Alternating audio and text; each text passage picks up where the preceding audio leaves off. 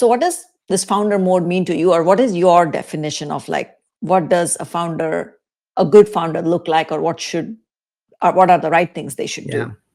Yeah, now founder mode is a very important idea, concept. I think when it came out, most people thought it was the founder trying to do everything. He or she is not delegating. He or she is not valuing the team. That's the wrong way to look at it. The right way to look at it is, if you look at the startups that have been most successful, that have been most disruptive, that today are $3 trillion, $2 trillion companies, it comes from the original vision of the founder. It comes from what does the founder, or in some cases the founding team, believe tomorrow can be. It comes from obsessing on the problem. The solution will change 10 times to Sunday, right? But they really obsess about what's broken or what is possible and work tirelessly to get there.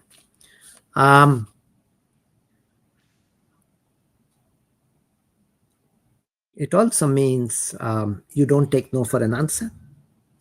It also means you never give up. It also means the other things we talked about, Priyanka, grit and perseverance and resourcefulness and so on and so forth, right? Mm-hmm. It does not mean the founder is doing everything. Actually, a good founder knows his or her strength and weaknesses. And building a good team around him or her also speaks to the awareness, the judgment of the founder. So that's how I tend to look at it. This idea is not new. The qualities of a founder, right? I guess the term founder mode came into existence a few months ago, as you know.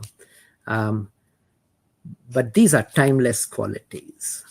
And they've been proven over and over and over again. Right. Yeah, I think the concept has always been there, and then it's just been packaged where it just catches on a little bit more.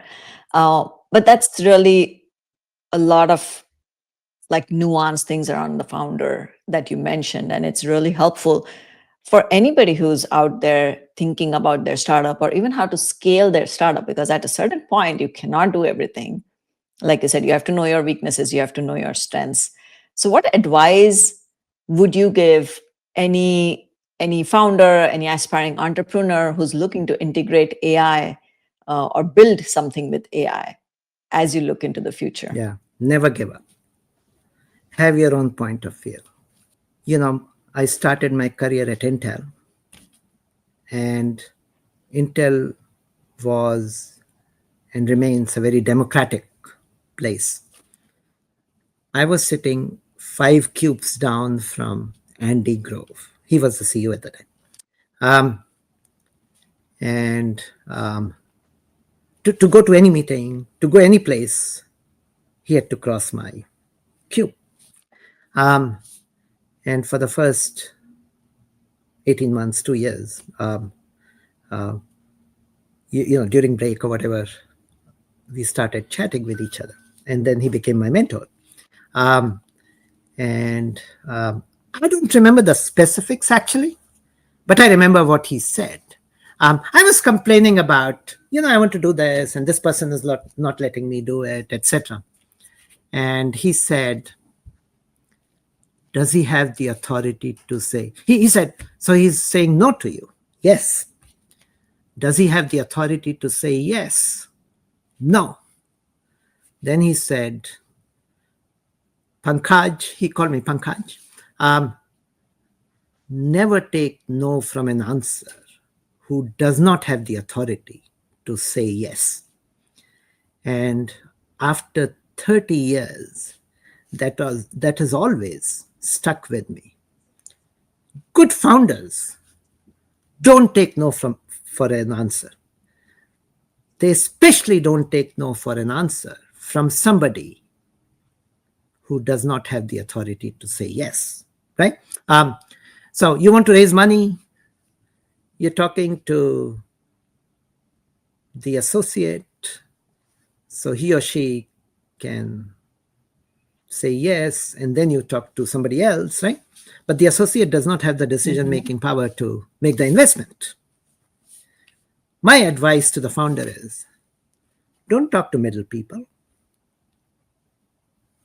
Start at the top. If that person can say yes, it's okay for him or her to say no, but don't take no from anybody else, right?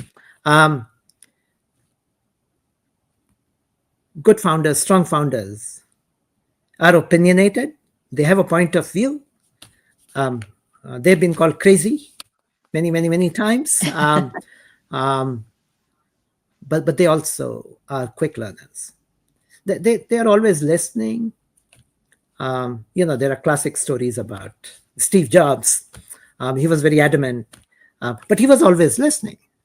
And he may not change his mind on the spot, but he'll change his mind the next day because of what he learned. So it's these combination of things. I happen to believe that good founders are born. Some of these things are inherent qualities. It's very difficult to learn. But I try anyway.